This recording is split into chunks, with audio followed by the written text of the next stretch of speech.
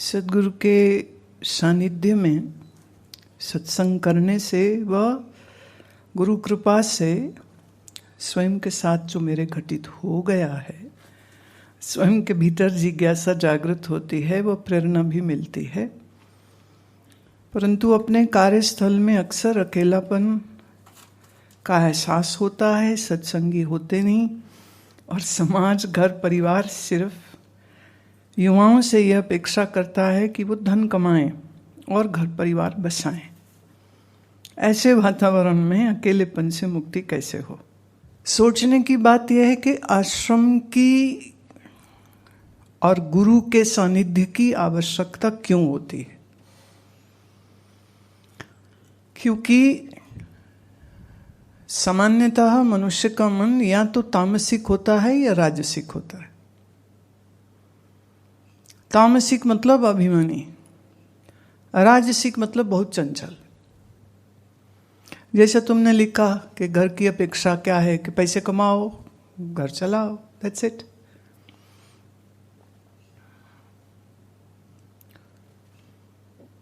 अब रजोगुण और तमोगुण दोनों के मिश्रण से मन जो है वो बड़ा संसारी बन जाता है। सब खा पी के पार्टी कर रहे हैं, हम भी कर रहे हैं। सब शादी कर रहे हैं, हम भी कर रहे हैं। सब बच्चे पैदा कर रहे हैं, हम भी कर रहे हैं। सब दिखावा कर रहे हैं, हम भी कर रहे हैं। सब कर्जे पे पैसा ले लेके बैंकों से मकान, कोठी, कार खरीदते, हम भी खरीद रहे हैं।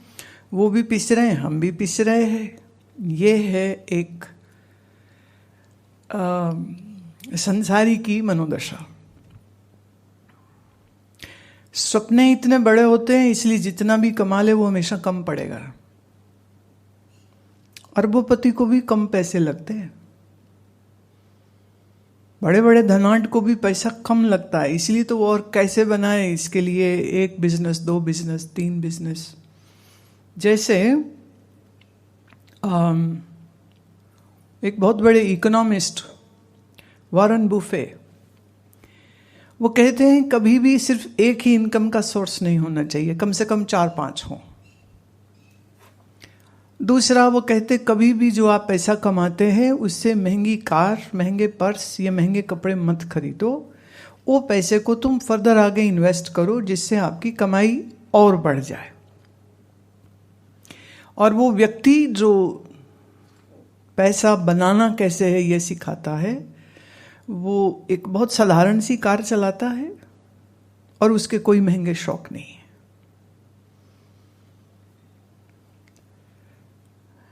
अब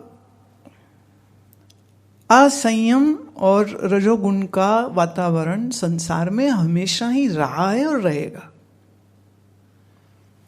ऐसे में भगवान की स्मृति लोगों को सिर्फ तब आती है जब वो डरते हैं कि मैं नया मकान, कोठी, दुकान लगाऊं बनाने, नजर ना लग जाए और खूब मेरा मुनाफा होता रहे। इसलिए चलो किसी पंडित, किसी भाई जी को बुलाओ, कुछ पूजा पाठ कीर्तन करा लो, जिससे हमारा प्रॉफिटेबल सब कुछ रहे।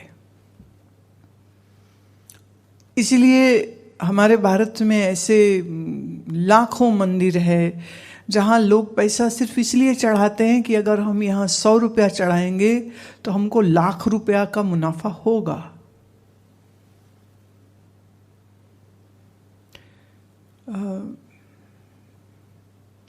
तो सत्य की खोज या सत्संग या संत की महानता या सदगुरु की महानता, ये तो सारी बातें ना है ही नहीं कहीं भी, आसपास भी नहीं लोगों के।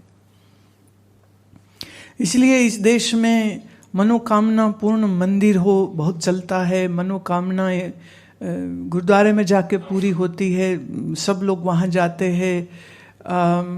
मांत्रिक चलते हैं, तांत्रिक चलते हैं, जो कहेंगे कि हम कुछ ऐसा करेंगे कि पैसे की बरसात हो जाएगी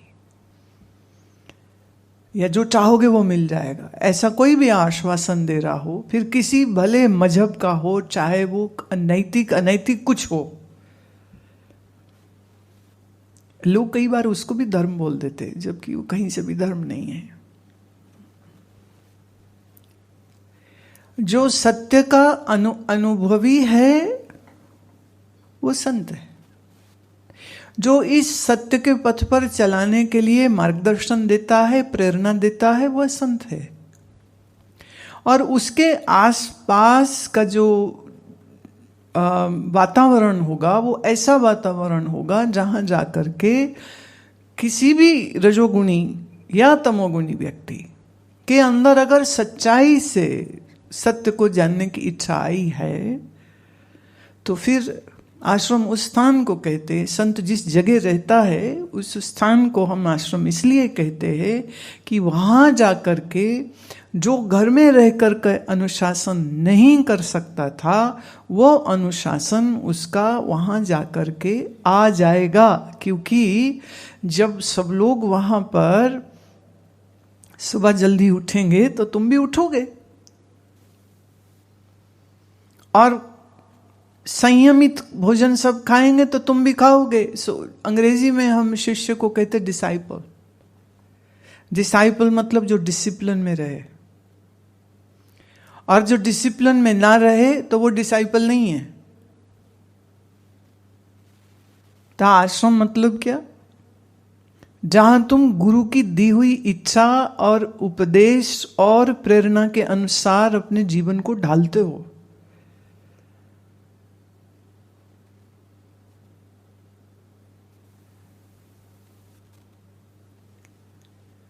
अब ये काम निश्चित रूप से, क्योंकि मंद वैराग्य है ना, वैराग्य बहुत तीव्र नहीं है, इसलिए बाहर का प्रभाव जल्दी आ जाता है। बाहर का प्रभाव, संसार का प्रभाव जल्दी आ जाता है। वो कहीं ना कहीं चित्त जो है वो भ्रमित होने लग जाता है, इसलिए आलस बढ़ जाता है, मन की चंचलता बढ़ जाती है, मन का तुलनात्मक हो जाना, राग द्वेष करना वो सहज से बढ़ जाता है। अब जब आप सानिध्य में जाते हैं तो संयम लाना ज्यादा आसान हो जाएगा। पर ये याद रहे, संयम में रहना और गुरु की आज्ञा में रहना ये दोनों इतना कठिन काम है, इसीलिए तो लोग भाग जाते हैं और कईयों को मैं भगा देती हूं।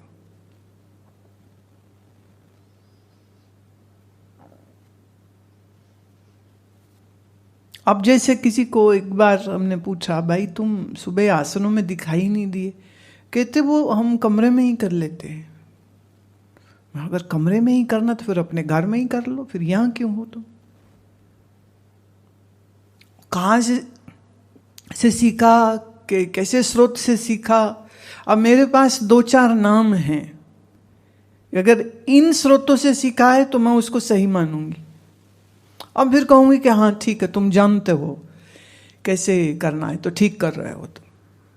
जैसे कोई मुझे कहे मैंने आयंगर से सीखा है, कोई मुझे कहे मैं कृष्णमाचार्य से सीखा है, मैं कहूंगी एकदम परफेक्ट, ठीक से करोगे तुम।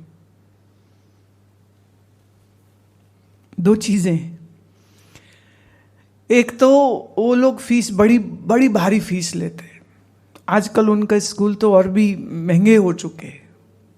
फिर मैसूर जाके या पुणे में जा करके रहेगा, खाना पीना रहने का खर्च अलग से, वहां जो फीस देगा वो अलग से। एक ही आसन को सिखाने में वो 1 महीना लगाएंगे, क्योंकि वो सिमेट्री पर ध्यान देंगे, वो एनाटमी पर ध्यान देंगे, वो आपकी चेतना पर। अब जैसे मैं अभी अमेरिका में थी तो वहां मुझे मिलने आई थी पैट्रिशिया, उस स्वामी जी के शिष्य है, स्वामी जी से सीखा है, बहुत बढ़िया। तो हम लोग याद कर रहे थे कि किसी एक सिटिंग को जिसमें स्वामी जी करा रहे हैं, तो वो कह रहे हैं कीप योर टोज स्ट्रेट, फिर बोले कीप योर टोज स्ट्रेट, और आगे सब अंग्रेज हैं जो कर रहे हैं। स्वामी जी कह रहे you don't know English, are you deaf, keep your toes straight. You don't know what is straight.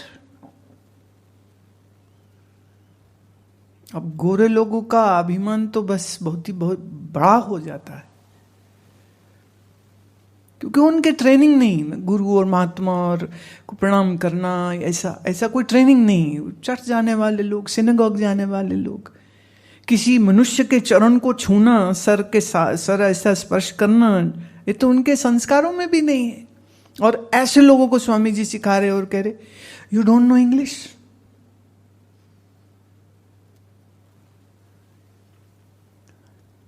आप सोच के देखिए कि कितने लोग टिकते होंगे उनकी क्लास में, कितने लोग टिकते होंगे।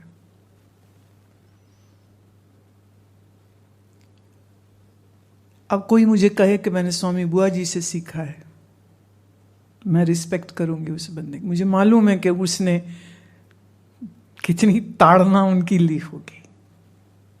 हाँ, वो बात अलग है कि जब क्लास पूरी हो जाती थी तो अपने सारे स्टूडेंट्स को वो खुद खाना पका के बैठा के खुद खिलाते थे।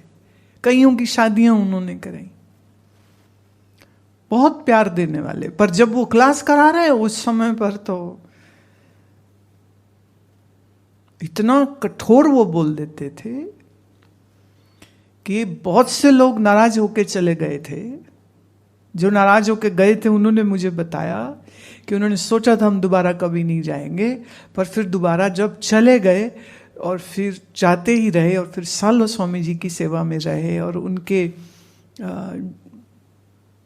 अभिन्न शिष्यों की अंग में वो बन गए। अब ऐसे लोग जब मुझे मिलते बहुत खुशी होती। अब ऐसे लोगों को मुझे कहने की जरूरत नहीं कि सुबह आसन करना और ठीक से करना। अब खुद को जिन्होंने मार्केटिंग करके प्रस्तुत कर लिया, जो जानते भी नहीं कि एनाटमी होती क्या है, ऐसे लोगों से सीखा और ऊपर से अभिमान है कि हमको तो आता है, हम तो कर लेते हैं। बहुत अच्छी बात है, करो। पर यही याद रहे कि आश्रम मतलब गुरु के शरण में, मतलब गुरु के सानिध्य में रहने का मतलब मारना अपने आप को।